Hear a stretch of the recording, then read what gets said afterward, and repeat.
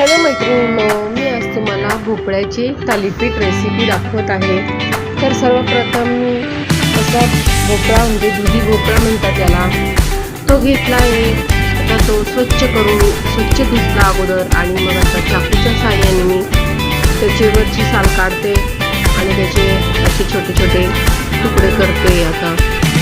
आणि तुकडे केल्यानंतर मग हे मी किसणीने किसून घेणार आहे।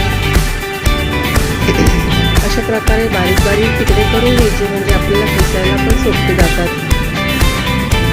आणि मग आता नंतर मी किसून घेतले एक एक करून। अशा प्रकारे खूप सुंदर आणि टेस्टी असे दुधी भोपळ्याचे पराठे होतात मैत्रिणींनो, तुम्ही अवश्य करून बघा।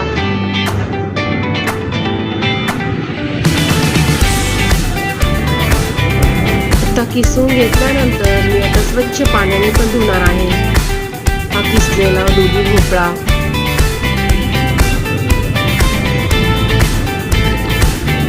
आता स्वच्छ पाण्याने एक दोन पाण्याने वॉश केला आहे आणि त्यानंतर मग आता चांगल्या प्रकारे पिळून घ्यायचा आहे हा आपल्याला। आता धुतल्यानंतर पिळून घेतल्यानंतर आता यामध्ये मला पीठ आणि थोडंसं मिरची, आलं, लसूण आणि जिरं एक चमचा टाकून मी मिक्सरला लावून घेते। अशा प्रकारे आपण वाटून घेतल्यानंतर मग याच्यामध्ये आपल्याला बाजरीचं पीठ, ज्वारीचे पीठ, थोडंसं तांदळाची पिठी असे 3 पिठं मी टाकून एकत्र करणार आहे। त्यानंतर खूप सारी कोथिंबीर, मला कोथिंबीर तर फार आवडते आणि हे वाटण गेलेलं टाकूया त्यामध्ये, मिक्स करूया। आता त्यामध्ये मीठ पण टाकायचं, आपल्या आवडीनुसार कमी जास्त करू शकता। हळद पावडर, मी थोडीशी लाल तिखट पण टाकते, मला थोडेसे तिखट आवडतात। आणि मग चांगल्या प्रकारे असं मळून घ्यायचं आहे, थोडं थोडं पाणी जसे लागेल तसे आपण मळून घ्यायचं आहे। थोडं थोडं पाणी टाकायचं जसे लागेल तसं। अशा प्रकारे मळून घेतल्यानंतर आता हे 5-1 मिनिटं आपल्याला झाकून ठेवायचं आहे। मळून घेतल्यानंतर पीठ आपल्याला जास्त असं कडक पण नाही मळायचं, सैल मळायचं आहे जरासं।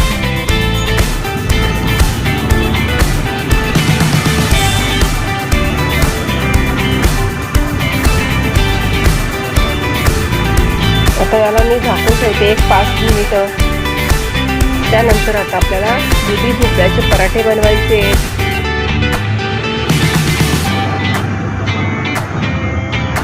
आता गॅस पेटवते मी, त्यावर तवा ठेवते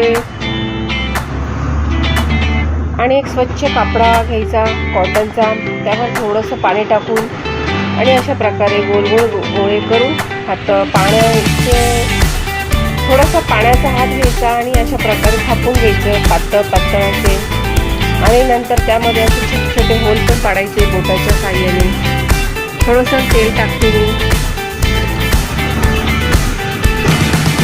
त्या पराठ्यांना अतिशय थोडं कमी प्रमाणात तेल लागतं, माझ्याकडनं थोडं जास्त झालं, थोडंसं कमी करते मी। आणि नंतर आता आपण हा बनवलेला पराठा तव्यावर शेकून घ्यायचा, छान खरपूस दोन्ही बाजूने मस्त तेल टाकून शेकून घ्यायचा। खूप खमंग आणि टेस्टी असा पराठा होतो मैत्रिणींनो, अवश्य करून बघा। आणि तुम्हाला आवडल्यास माझ्या व्हिडिओला लाईक व शेअर करा, सबस्क्राईब पण करा।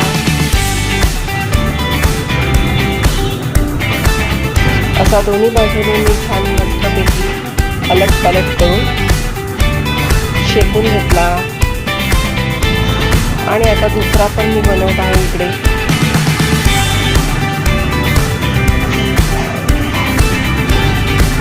पुन्हा दुसरा एक बनवला आणि आता तव्यावर टाकते।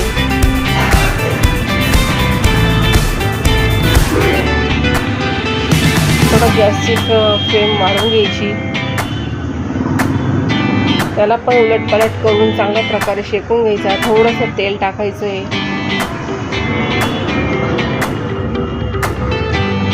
अशा प्रकारे आपण दुधी भोपळ्याचे पराठे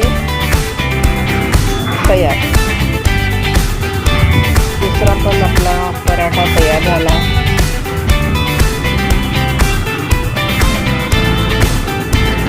खूप सुंदर आणि टेस्टी होतो हा. अवश्य करून बघा तुम्ही. टोमॅटो सॉस बरोबर खाऊ शकता.